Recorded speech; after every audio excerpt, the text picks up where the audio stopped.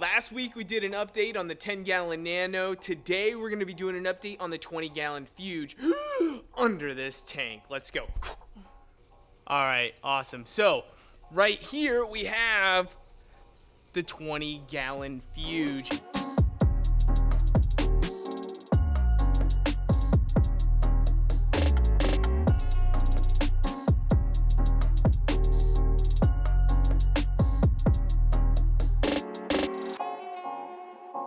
What's up, guys? Welcome back to another episode of RealReefingTV, where I help you save time, money, and frustration in the real reefing hobby, sharing my experiences and knowledge. And today, we're going to be doing an update on the 20-gallon Refugium that is sitting behind me. And if you're new to this channel, consider subscribing. There's new videos coming out each and every week. Now, I definitely think that this Refugium has been beneficial overall to the reef.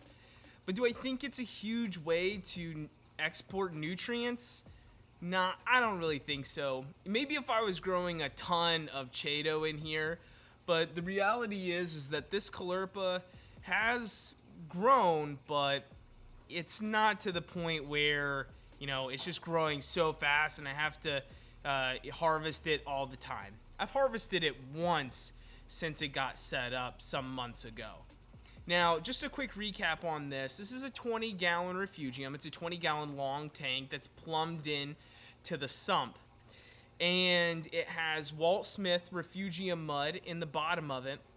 It's running culerpa as the algae of choice in there. Although, I should have just waited till I found some good Chaeto to get my hands on for it. There is some Chaeto in there that was grown from a little tiny strand just like that, and is now a nice ball the size of your fist. I threw on some cheap LED lights from eBay, and as you can see right here, so the biodiversity in this thing is absolutely insane. I'm seeing tons of bristle worms, copepods, amphipods, mini brittle stars. They're just all coming out of the woodwork, and it's so cool to see. It's almost like a little ant farm in there. It's really awesome to just sit down here. Sometimes my wife will catch me. I'll be just sitting down here on the floor just looking at the tank. I think realistically, the biggest benefit is the biodiversity that this thing brings. I don't think it's the nutrient export. I don't think it's the magnesium that some people claim that's going to come from the Refugium mud. But I think it's the biodiversity. I think it's that sanctuary for those small organisms to just thrive without any sort of, predators in there. However, I did go ahead and throw a fish down there because he was eating my coral. So the yellow clown goby that was in the 10-gallon nano, I had to banish him. He's in here now. Look at him back there. I had to banish him. So he's now in the Refugium. Now, a couple of things that I've spotted that are some issues. I have spotted some aptasia in here. Here. So they're starting to spread. And I think it might be a cool experiment to let them grow in here. I mean, they're not in the main display, so who cares? Now, not too long ago, I tried to get this culerpa out of here, but the root system on it is so extensive that it actually just, when I went to lift it out, it lifted the entire mud bed up. The entire thing, like it was just a big mat of it. So I don't think it's ever coming out of there unless I want to replace the mud. But what I'm interested to show you guys is actually the light that's right behind my head. Right there. And it's a Luxbird Par38 LED bulb. $22 on Amazon. But I'm actually really impressed with it. The guys over at Luxbird sent me one to review for you guys.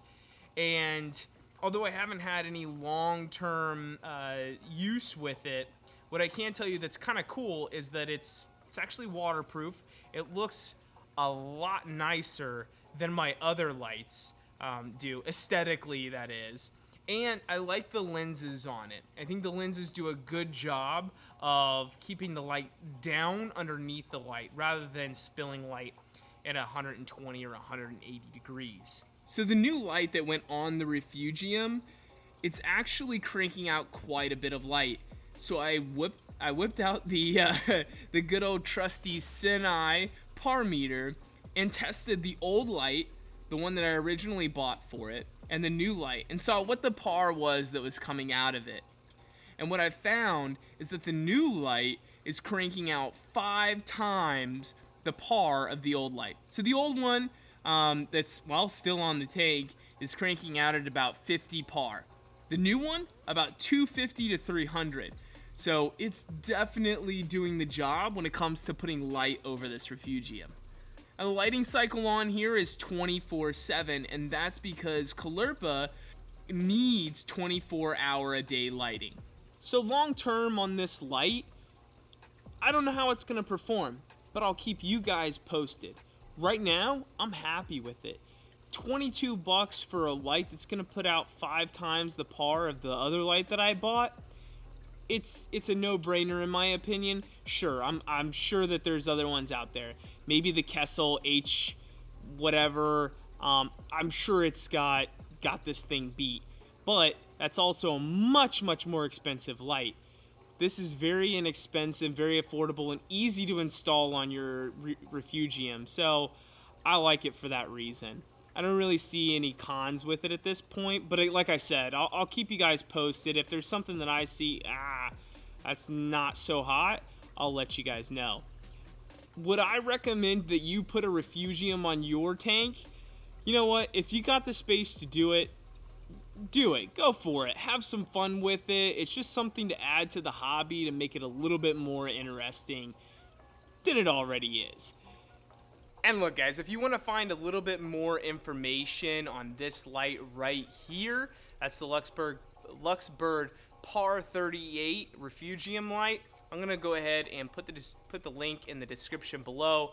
You guys can check it out. If you're not a subscriber yet, why not? Become a part of the Real Reefing fam and hit that button right here. And watch my latest video right over here. That's it, y'all. Peace.